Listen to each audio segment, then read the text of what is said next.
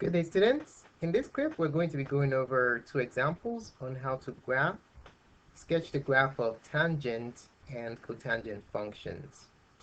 So the instructions for the examples are as follows. We are to sketch the graph of the given functions on the specified domain and analyze fully. So the first function we're going to be graphing for number one is y equals tan x. And the domain that we're going to be graphing this on is from negative pi all the way to pi. Now, since this is one of the asymptotic trig functions, we need to determine where the asymptotes are at. So in order to determine this, where the asymptotes of this function are located, we have to express this function as a quotient of the parent trig functions. So tan x, using the quotient identity, can be written as sine x divided by cosine x. So what does this expression tell us about where the asymptotes of the tan function are located?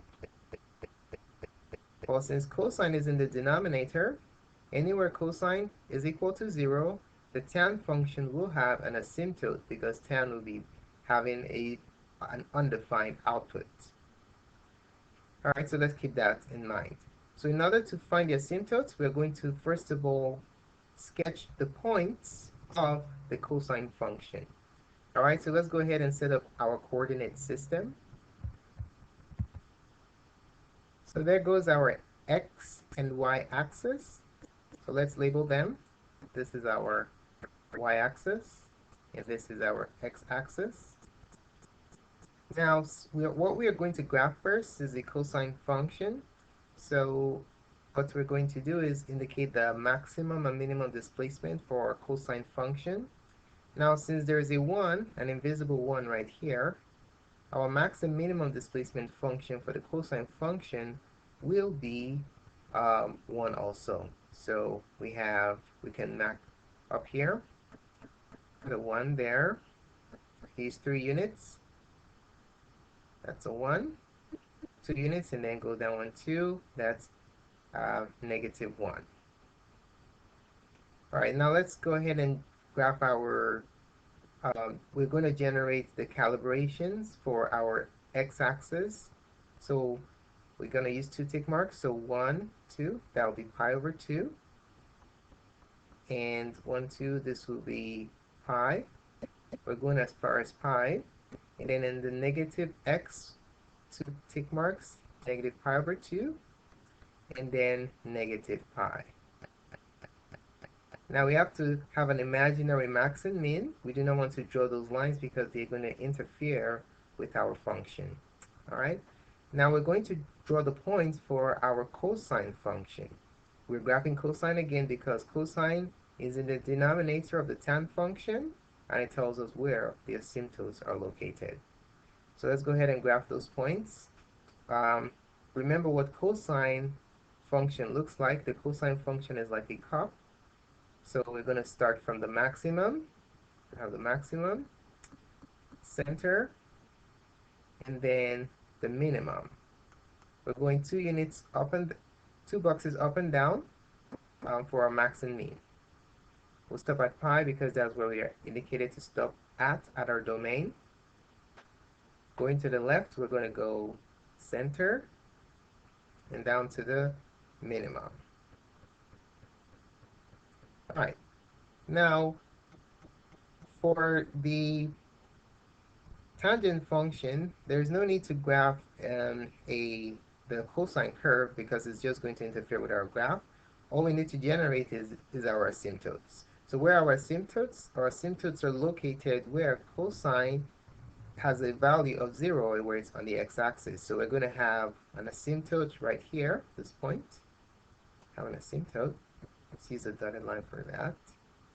Have an asymptote here. And then we have another asymptote at this value where cosine x is equal to 0. All right, now that we have our asymptote sketched, we're going to go ahead and indicates the midpoints of our tan function. The midpoints of our tan function are basically the points of inflection. Every midpoint between two asymptotes is where you have a point of inflection. So we have an asymptote here and an asymptote here.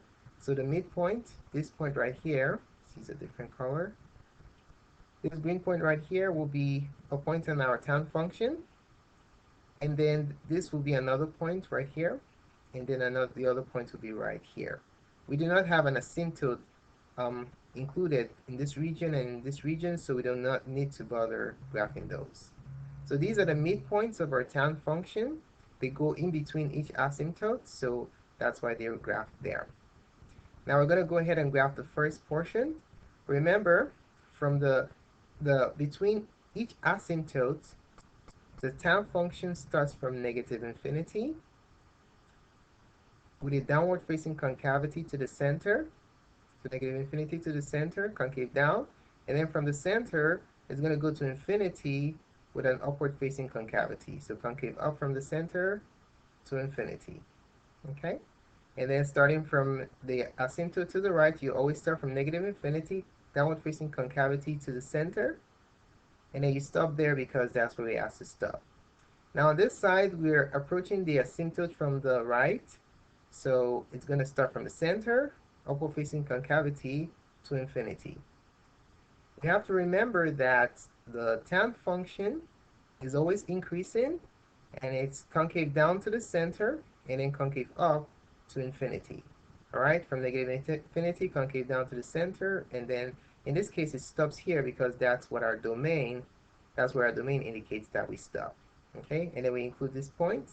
Now, since there are parentheses here, that means that our endpoints are excluded from the graph of our solution. So we're going to put open circles in our endpoints since they are not asymptotes. So we have an open circle here and an open circle there.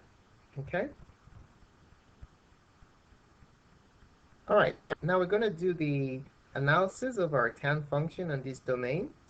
So let's start with the intervals where it's increasing and decreasing. So increasing first. So going from left to right, where is our function going in the upward direction from left to right? I notice that this function is constantly increasing on every interval. So it's increasing from negative pi to negative pi over 2. And then we have an asymptote or an infinite discontinuity, so put a u. And then it's increasing from negative pi over 2 all the way to pi over 2. Put a pi over 2 here. And then lastly, it's increasing from from positive pi over 2 all the way to pi. Okay? So it's increasing, we see it going up, up, up. So it's increasing here, going up, hill. And then it's increasing here, see it going up, and then increasing there also. All right. How about decreasing? Where is our function going down, down from left to right? That's the interval where it's decreasing. You notice that there is no interval that this function is going down. It's constantly increasing on every point of the interval. So decreasing is none. Next thing we're going to look for is the maximum and minimum. Our maximum and minimum. All right, let's start with our maximum first. What is the highest point of this function? Since it gets closer to this asymptote that it tends towards infinity, there isn't a high point, so there is no maximum. Maximum is none. And then this function tends towards negative infinity as it approaches this asymptote. So the lowest point is none because it goes down forever. So minimum is none.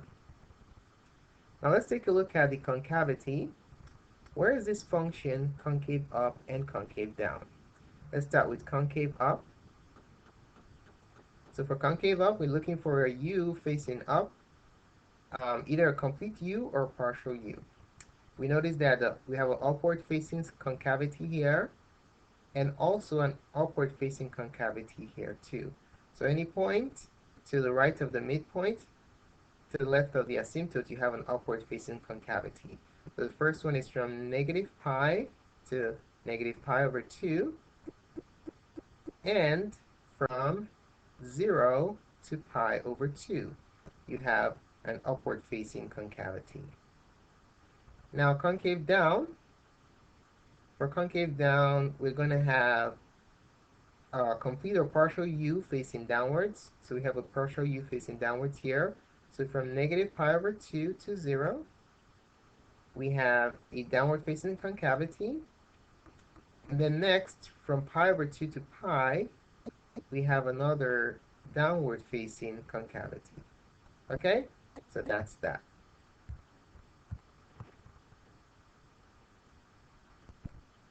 All right, let's take a look at question number 2.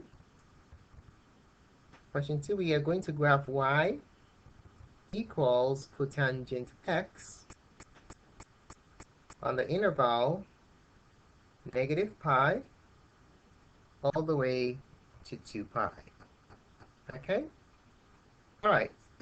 Now, first thing we're going to ask ourselves is, since this is an asymptotic trig function, what tells us where the asymptotes are at? So let's express this trig function as a quotient of our parent trig functions, which is cosine x over sine x. Now, if we look at this identity right here, what does it tell us as to what determines the location of the asymptotes for the cotangent function? Now, since sine is in the bottom, that tells us that whenever sine is equal to 0, the cotangent function will have an asymptote. So what we'll do here is basically graph the sine function, the points of the sine function, and that will help us generate our asymptotes, and then we'll graph the cotangent function from there. All right, so let's go ahead and do this. We're going to create our coordinate system first. So there goes our coordinate system.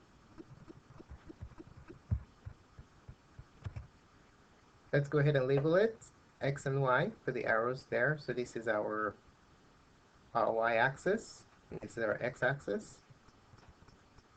Now our max and our min, our amplitude for the sine function, since there is an imaginary 1 right here, our max and min for our sine function will be 1. So let's use 3 tick marks, 1, 2, 3. That will be 1. And then 1, 2, 3, negative 1 down here. Okay, now we are just going to graph the points of our sine function. We're not going to connect the dots since it will interfere with the construction of our cotangent curve. So how do you graph the sine function? Remember, the sine function looks like an S. So we're going to start from the center.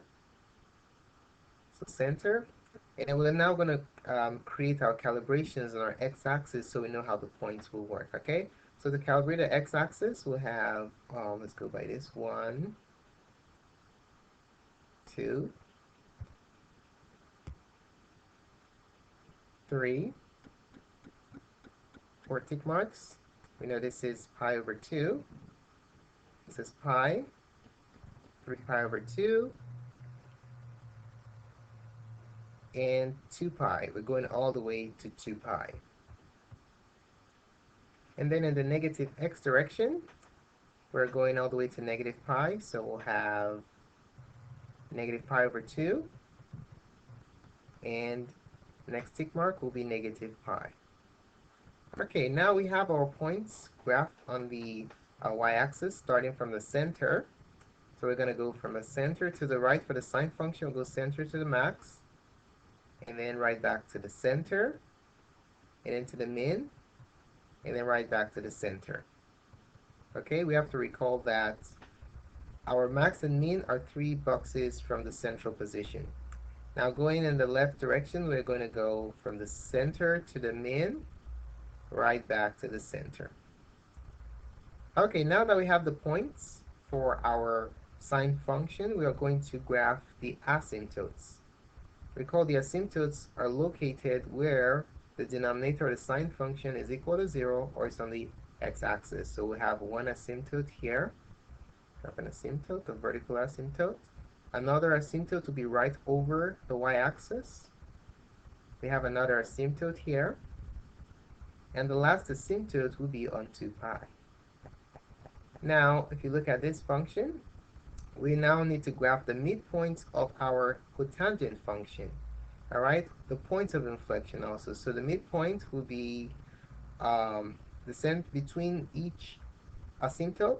So we're going to have one of the points located here. Let's put that in green so you can see it. So this is going to be a midpoint of the cotangent function between these two asymptotes. This will be another point, and this will be another point of inflection where the concavity changes. All right, so now we're going to graph our cotangent function. Remember, the tan function starts from negative infinity to infinity, but the cotangent does the opposite. It starts from infinity down to negative infinity. So let's go ahead and graph it. Starting from here, we're going to go from negative infinity with upward facing concavity down to the center. And then from the center, when you go below the center, the concavity changes to downwards. So concave down to negative infinity. And then here the same pattern repeats itself from infinity, concave up, down to the center. And then from the center to negative infinity, concavity changes downwards all the way to negative infinity. Pattern repeats itself here again, from infinity, concave up to the center. And then from the center, concave down to negative infinity. So that's your cotangent function from negative pi to 2 pi. So let's go ahead and do the analysis of this function. Let's talk about increasing and decreasing first. So where is this function increasing from left to right? Where are we heading uphill or to the maximum? You notice that this function is constantly decreasing on each interval, so it's increasing nowhere. So we can put none, indicating that there's no interval where it's increasing. How about decreasing? Well, it's decreasing on these three intervals separated by our asymptote. So it's decreasing from negative pi to, this is the center right here, that's 0. So from negative pi to 0. Union for the break from 0 to pi. Union for the next asymptote or discontinuity. And then from pi all the way to 2 pi. Okay? So that's where the function is decreasing. Now, how about our max and min? Let's do our maximum first. Maximum and minimum. So for our maximum, what is the highest point on this graph? As this function approaches the asymptote from the right, you know it tends towards infinity, right? So what is the highest value of this function? There is none, so there is no maximum since it goes up forever. The minimum is exactly the same idea, but is in the opposite direction. As it approaches these asymptotes from the right, from the left, it goes down forever, so there are no minimums here. How about the concavity? Concave up and concave down. Concave down. Now let's start with upward facing concavity. Remember, you have a U facing up, either complete or partial. You notice that every point to the left of the midpoint, to the right of the asymptote, you have upward facing concavity. So this is concave up, concave up, concave up. All right, so we have three intervals. Let's write them down. We have going from negative pi all the way to negative pi over 2. That's the first one. The second one goes from 0 all the way to pi over 2. And then the last one goes from pi all the way to 3 pi over 2. Those are the intervals where you have upward facing concavity. How about concave down? Well, every point to the right of the midpoints, to the left of the asymptotes, you have a downward facing concavity. And that happens 3 times on 3 intervals in this graph. So the first one is from negative pi over 2 to 0. And can you see the next one? It's from pi over 2 to pi. From pi over 2 to pi, you have a downward facing concavity. And then the last one is from 3 pi over 2 all the way to 2 pi. So those are the intervals with downward facing concavity. So that's that.